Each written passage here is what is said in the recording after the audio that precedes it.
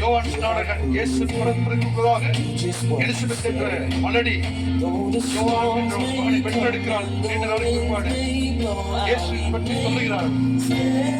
இயேசு வருகிறார். இப்பொழுது இயேசு தேவனுடைய திட்டத்தை நிறைவேற்ற தண்ணீரை மூழ்கி ஞானஸ்நானம் எடுக்கிறார். இதுதான் கிறிஸ்துவ வாழ்க்கை முக்கியமான ஒன்று. இயேசுவை ஏற்றுக்கொள்கிற வாழ்க்கை தண்ணீரை மூழ்கி பாவங்கள் கழுவப்படுகிறது. அதற்கு அடையாளமாக ஞானஸ்நானம் கொடுக்கப்படுகிறது. இயேசு கிறிஸ்து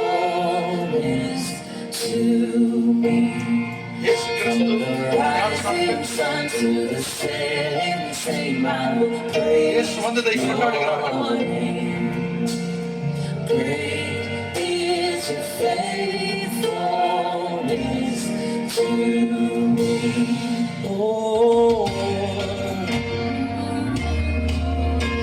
இயேசு கிறிஸ்து பூமியில் வாழ்ந்த பொழுது முதல் அற்புதம் தண்ணீரை திராட்சரசமாய் திருமண வீட்டிலே மாற்றுகிறார். திருமண வீட்டிலே திராட்சரசம் விருந்து ஈட்ட பொழுது அந்த வீட்டிலே தண்ணீரை திராட்சரசமாய் மாற்றுகிற முதல் அற்புதம் இயேசு செய்கிறார். Though the earth may pass away, your word remains the same. History can prove you can't do faithful and true. Though the storms may come and the winds may blow, and let my heart learn when you speak a word. சாதாரண தண்ணீர் காற்றில் போல வாழ்கிறது.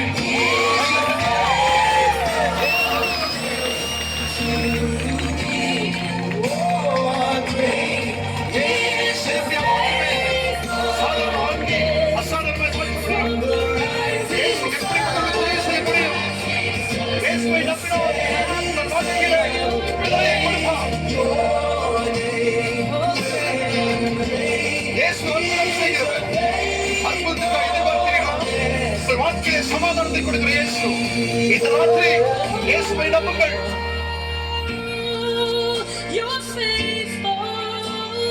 Bethesda குளம் என்ற குளம் இருக்கிறது.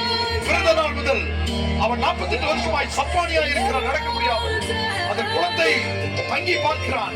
யாராவது உதவி செய்ய சொல்லி யாரும் உதவி செய்யல. அந்த குளத்துல இறங்கினா சுகமாக சொல்லி ஒரு ஐதீகம் இருந்தது. ஆனால் இயேசு வந்து சப்பானியா இருந்தவனை தொட்டு சுகமாக்குகிறார்.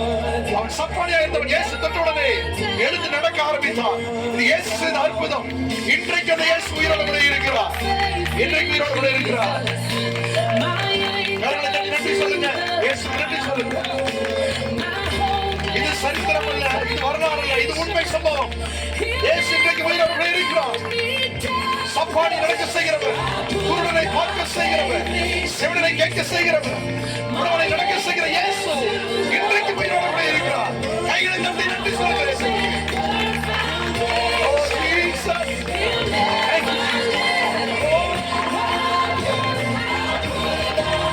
வேதத்திலே சொல்லப்படுகிறது 18 வருஷமாய் பெரும்பாலான ஸ்திரீ ரத்தம் போக்கினாலே யாராலும் சுகம் கொடுக்க முடியாமல் அநேக வைத்தியரை பார்த்து பணம் செலவழித்து ஹாஸ்பிட்டல் போய் எந்த மருந்து சுகமாக்கல, ரத்தம் போக்கு நிற்கவே இல்லை.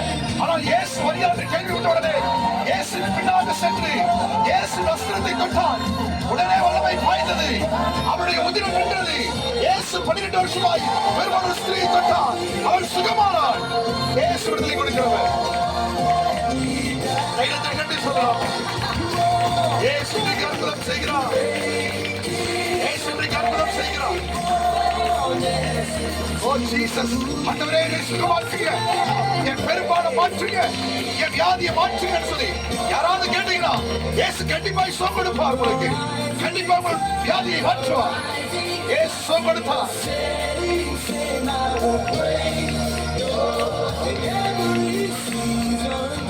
பிறவியிலேயே குருடாய் இருக்கிறார், கண்ணு தெரியாத குருடன். அம்மா சாமி எனக்கு பிச்சை போடுங்க, கண்ணு தெரியல சொல்லி பிறந்த நாள் முதல் பிச்சை எடுத்து கொண்டிருந்தார்.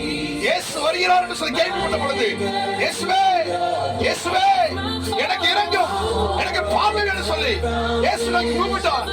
இயேசு குருடாய்களை பார்த்து கண்ணை தொட்டு அவனை தூக்கி எடுத்து பயப்படாதன்னு சொல்லி கண்ணை தொட்டு செவித்தார். குருடன் சுகமானார். இயேசு இன்றைக்கும் குருட்டு கண்களை திறக்கிறவர், குருட்டு கண்களை திறக்கிறவர். உங்கள் வாழ்க்கையிலே எது குருடாய் இருக்கிறது? மலட்டு தந்தையா? கர்ப்பம் பாலாய் இருக்கிறதா? சரீரம் சுகவீனமா? பயப்படுகிறீர்களா? வியாதியா? கவலையா? மனிதர் கைவிட்டார்களா? இயேசுவை கைவிட மாட்டார். இயேசுவை தேடி வாருங்கள். இயேசு அற்புதம் செய்வார். அற்புதம் செய்வார்.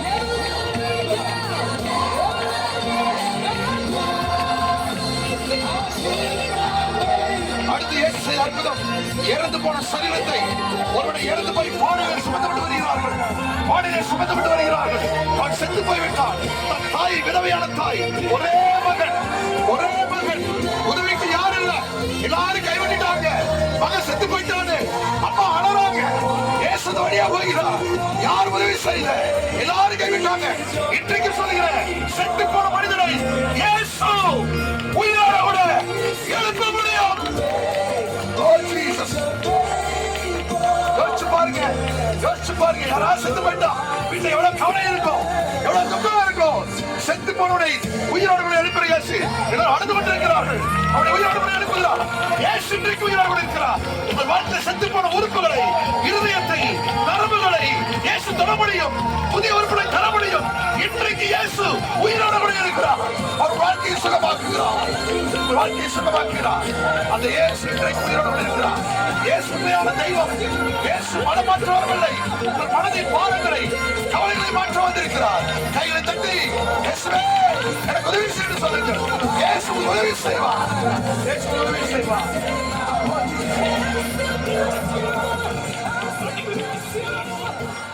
இந்த நல்ல இயேசுவை காட்டி கொடுத்தாங்க. இயேசு நல்லவரா இருந்தாரு. எப்படியாவது இயேசுவை அழிக்கணும், இயேசுவை கொல்லணும் சொல்லி ஒரு கூட்டம் திட்டம் போடுறாங்க. அந்த திட்டம் போடுற நேரத்துலதான் இயேசு கூடயே இருந்தவன், இயேசு கூடயே இருந்து வாழ்ந்தவன், இயேசு இந்த அற்புதங்களை பார்த்தவன் இப்ப என்ன செய்யறான்? இயேசு போய் முத்தம் கொடுத்து இவர்தான் இயேசு பிடிச்சிங்கன்னு சொல்றான். ஏன்னா இயேசுவை கண்டுபிடிக்கவே முடியல. இயேசுவை காட்டி கொடுத்தாங்க. அவரை பிடிச்சு சிறுகள் அடிக்கிறதுக்கு கொண்டு போறாங்க. அந்த சம்பவம் தான் நடக்க போகுது.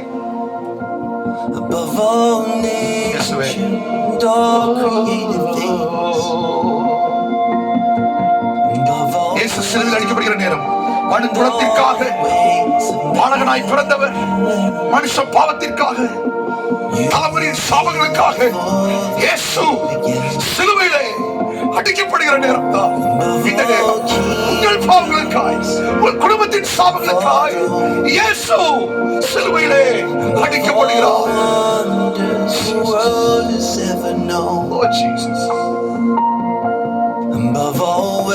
இயேசு நோக்கி கேளுங்க, ஆண்டவரே என் பாவங்களை மன்னியும். உங்க ரத்தத்தை நம்புற ஆண்டவரே என் சாபங்களை மன்னியும். என் குடும்ப தலைமுறையின் சாபங்களை, எனக்கு விரோதமா பிள்ளை சொன்னையும் ஏவலாவி வாழ்க்கையில சமாதானமே இருக்கிற கதறீங்களா? இயேசு உதவி செய்வார்.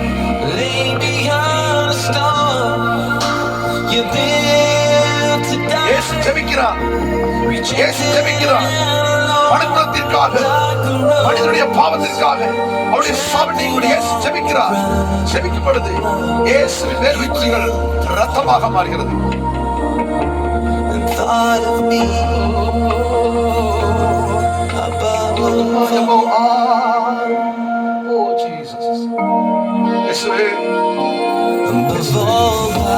இயேசு முத்தம் காட்டி கொடுக்கிறார். உடனே கள்ளர்கள் இயேசுவை பிடித்து இரவெல்லாம் பாடுபடுத்தி வாரினால் அடித்து ரத்தம் சிந்தி, இரவெல்லாம் அடித்து வேதனைப்படுத்துகிறார்கள். ரத்தம் சிந்துகிறார். முழு ரத்தமே வந்து விட்டது. இயேசுவை சிறுகடிக்கிற நேரத்தில் அவர் தன்னால் தாங்க முடியாதபடி சிலுவையிலே அடிக்கப்படுகிற நேரம் வாரினால் அடிக்கிறார்கள். ஒன்று குறைய 40 அடி என்று சொல்லப்படுகிறது.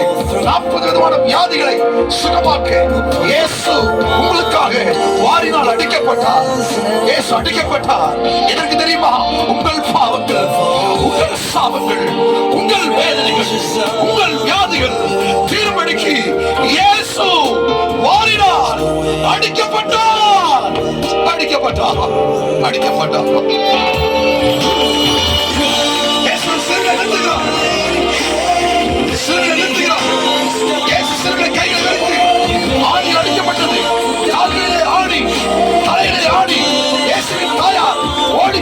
இயேசு பாதத்தை பட்டு அழுகிறார். என் அன்பு மகனே, ஏன் இந்த பாடுகள்? எதற்காக இந்த பாடுகள்? இயேசுவை பெற்றெடுத்த தாய் மரியாள் அழுகிறாள், அழுகிறாள், அழுது கொண்டே இருக்கிறாள். அவளை கேட்கிற யாருமே இல்லை. எள்ளி நகையாடுகிறார்கள், ஏளனம் பண்ணுகிறார்கள், ஈட்டியிலே குத்துகிறார்கள். கணிசம் ரத்தமும் வெள்ளமும் இருதயத்திலிருந்து விழாவிட்டு வெளியே வருகிறது. இயேசுவை குத்தாதீங்க, கொல்லாதீங்க. தாய் அழுகிறாள், அழுகிறாள். ஆனாலும் கல்லறை கேட்கவில்லை. இயேசுவை சிலுவையிலே ஆணியிலே அடித்தார்கள்.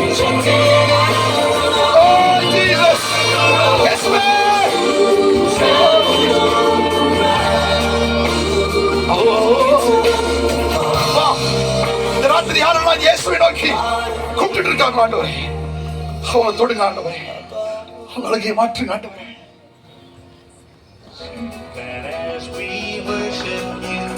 இயேசு சிறையில் அடிக்கப்பட்ட அவரை அடக்கம் பண்ணிட்டாங்க. அவ்வளவுதான், இயேசு முடிஞ்சார். இயேசு கதை முடிஞ்சது. இனி இயேசு ஒண்ணு செய்ய முடியாதுன்னு சொல்லி உலகம் நினைத்தது. இயேசுவை கல்லறையில் அடக்கம் பண்ணாங்க. ஆனால் வேதம் சொல்கிறது, சிலுவையில் அடிக்கப்பட்டு மரித்த இயேசு அடக்கம் பண்ணப்பட்டார். மூன்றாம் நாளிலே உயிரோடு கூட இயேசு எழுந்தார். அந்த சம்பவம் தான்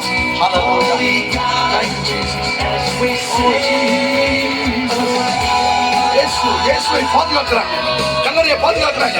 இயேசு உயிரோட வந்துருவாரு. இயேசு வெளியே வரக்கூடாது, யாரா தூக்கிட்டு போயிடுவாங்க. செத்து போன இயேசு கல்லறைக்கு வந்து சொல்லிட்டு இயேசு உயிரோட வந்து விட்டார்.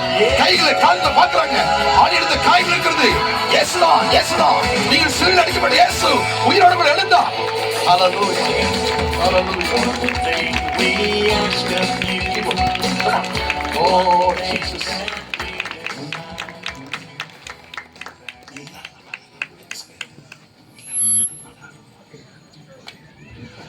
Thank you, Jesus. Come on, quick.